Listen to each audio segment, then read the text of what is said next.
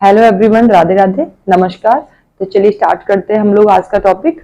आज है हमारी छापा कला की अगली तकनीक है इंटेंग्लियो प्रोसेस या इंटेंग्लियो मेथड। इसे हिंदी में बोलते हैं अंतःसतह उत्कीर्णन या फिर गड्ढेदार विधि भी इसको हम लोग कहते हैं। कल जो लास्ट क्लास थी, पिछली क्लास में हमने आपको बताया था उभार सतह उत्कीर्णन के बारे में, जिसे रिलीफ प्रोसेस भी हम लोग कहते हैं। तो आप हेडिंग डालिए अंतःसतह उत्कीर्णन तकनीक, या फिर इसको क्या बोलते हैं, गड्ढेदार विधि भी कहते हैं। साथ ही इसको इंग्लिश में बोलते हैं इंटेंग्लियो मेथड। ठीक है, इंटेंग्लियो प्रोसेस या इंटेंग्लियो मेथड। देखिए, इंटेंग्लियो मेथड में या इंटेंग्लियो प्रोसेस में जो प्लेट होती है वो कैसी होती है, धातु की प्लेट होती है। इसी में हम आपसे जो आगे जो हम डिस्कस करेंगे उसमें बताएंगे कि कौन सी प्लेट इंटेंग्लियो प्रोसेस में सबसे बेहतर होती है। लेकिन हम आपको यहाँ बता रहे हैं कि जो प्लेटें होती हैं इसमें वो धातु की प्लेट होती हैं। ठीक है, तो इसी में हम आपको बताएंगे, जैसे कि ये एक प्लेट है, मान लीजिए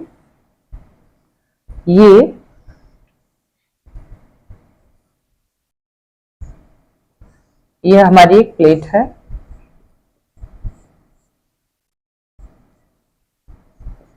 जो कि क्या है, धातु की प्लेट है ये, और इस पर हमें आकृति बनानी है जो कि उल्टी बनानी है। तो इसके लिए हम क्या करेंगे, ट्रेसिंग पेपर लेंगे। क्या लेंगे, ट्रेसिंग पेपर।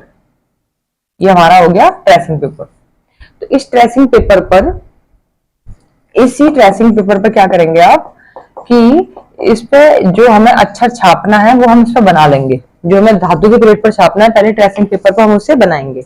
और ट्रेसिंग पेपर पर जब वो, जैसे मानिए हमने बी बना लिया, ये हमने बना लिया, अब इसको हमें धातु की प्लेट पे बनाना है। तो इस पे क्या करेंगे, आप इसे उल्टा रख देंगे, फिर उसे प्रेस करेंगे अच्छे से। जब आप प्रेस करेंगे तो इसमें बी कैसा बन जाएगा, बी है आपका, ये ऐसा बन जाएगा बी। ठीक है, ये आपका जो बी है उल्टा बन जाएगा इसमें। जब आप ट्रेसिंग पेपर को उल्टा रखेंगे तो बी कैसा बन जाएगा, उल्टा बन जाएगा। फिर इसी उल्टा जब बन जाएगा तो बी हमारा छप जाएगा। फिर इसमें हम गड्ढेदार खुदाई कर देंगे। ठीक है, जो अक्षर बना है इसमें जब खुदाई हो जाएगी तब हम क्या करेंगे, खुदाई हो जाने के बाद इसी खुदाई वाले भाग में रंग भरकर हम इसको छाप देंगे। इससे क्या होगा, बाकी की जो सतह पर जो कलर लग जाएगा उसको हटा देंगे। सिर्फ जो बी अक्षर दिख रहा है आपको, इसी को हम छाप देंगे। जब ये छप जाएगा, बी अक्षर छप जाएगा, तो इसी को हम बोलते हैं इंटेंग्लियो मेथड या इंटेंग्लियो प्रोसेस। तो इसमें क्या होगा, बी थोड़ा सा उभर कर आएगा।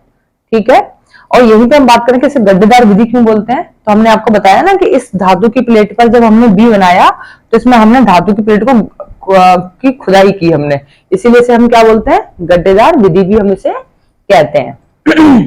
तो इसमें आप नोट कर लीजिए कि इंटेंग्लियो मेथड में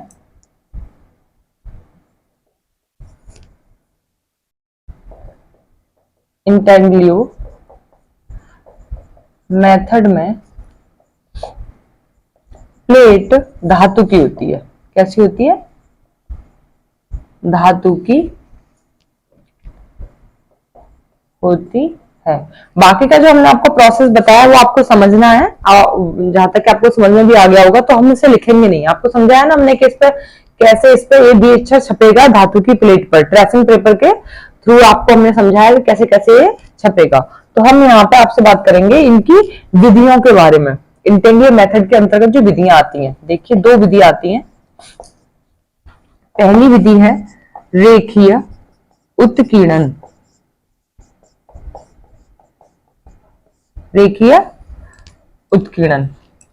और दूसरी विधि है रेखीय अम्लांकन।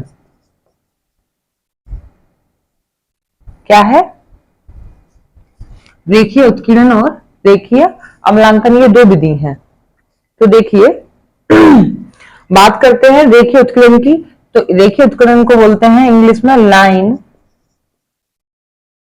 Line engraving.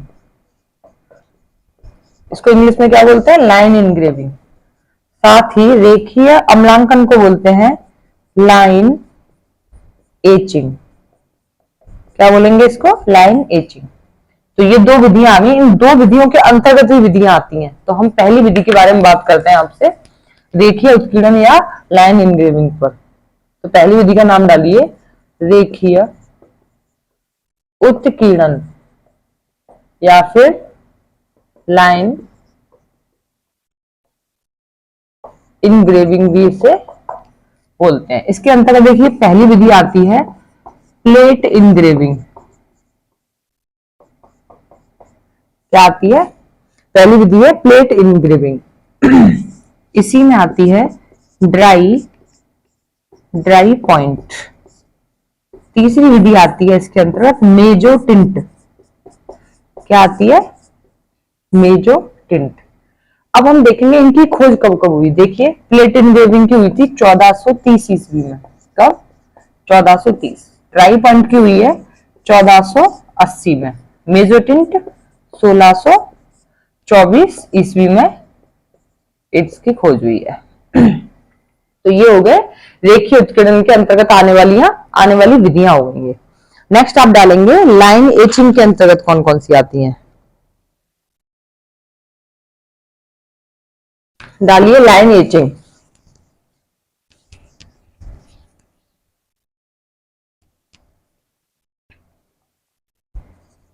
लाइन एचिंग, ठीक है, जिसे हम हिंदी में बोलते हैं रेखीय अम्लांकन। क्या बोलते हैं हम इसे? रेखीय अम्लांकन। इसके अंतर्गत विधियां देखिए। पहली विधि होती है रेखा अम्लांकन। रेखा अम्लांकन। दूसरी विधि है आपकी एक्वाटिंट। एंड तीसरी जो विधि है वो है विस्कोसिटी।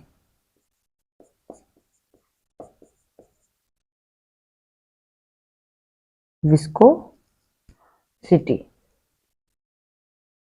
देखिए रेखा अम्लांकन, इसकी खोज की बात करें तो 1515 ईस्वी में इसकी खोज हुई रेखा अम्लांकन की। एक्वाटिंट की हुई है 1748 ईस्वी में। विस्कोसिटी की हुई है 1920 ईस्वी में। कब हुई? 1920 ईस्वी में हुई थी विस्कोसिटी की। इसी को विस्कोसिटी को हम बहुरंगी छापा तकनीक भी बोलते हैं। क्या बोलते हैं इसे? बहुरंगी छापा तकनीक, या फिर इसे बोलते हैं वर्ण संहिता। वर्ण संहिता। तो ये हो गई आपकी क्या? विस्कोसिटी के बारे में बताया हमने, एक्वाटिंट, रेखा अम्लांकन, जिसके अंतर्गत खोजों के बारे में बताया कि रेखा अम्लांकन की खोज हुई 1515 में, एक्वाटिंट की 1748, लास्ट विस्कोसिटी जिसको बहुरंगी छापा तकनीक भी बोलते हैं, वर्ण संहिता तकनीक भी बोलते हैं, और खोज हुई 1920 ईस्वी में। इंटेंग्लो मेथड में प्लेट कैसी होती है? धातु की प्लेट होती है।